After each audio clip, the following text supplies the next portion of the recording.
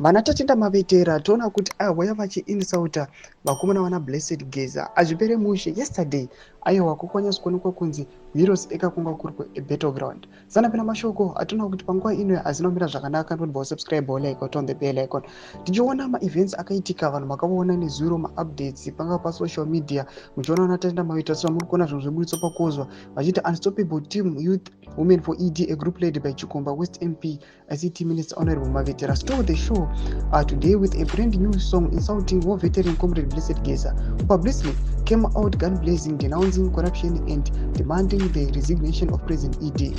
Panapa tona kuti vakomana vana mairi panapa vachipinda manje ndobva vakuya vachibvunza vachiti good morning Nick Mangwana, what about this video where the lyrics are clear?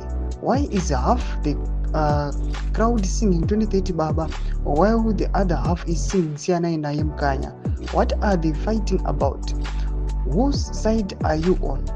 How stable is the country's national security? It's a mess. We need new leaders. Mashoko arikuonekwa panapa nana mairi kuti aiwa uyu mutambo watobvaruka chatobvondoka mukatoona vanhu vakubuda pachena muchiona kuti aiwa wanyazi kuona kuti stadium iyo nekukura kwayakaita kamwe kakota section kanoonekwa kane vanhu vamavetera kumwe kunoonekwa aiwa pane masections akadzvarwa mapurisa maforces ariwo mukati muona vamwe makurokoza ari kufront vari kuuya panapa vachiitawo mapropaganda avo timu rageneral ririko zvekare vana advocate fats america vakuru vachibvunza vachiti aiwa national security yenyika yakabvumira sei muchiona zvinhu zvakadai zvinyatso kuitika public display vanhu vese vanyatso kuona kuti aiwa uyu mutambo watobvaruka kwatiri kuenda chekuchaiko hapana panguva inoi anytime chingogona kungobaka ingodza mafungiro enyu muri kudii pamusoro pechitiko ichi aiwa pena kume section medu so subscribe or like turn on the bell icon.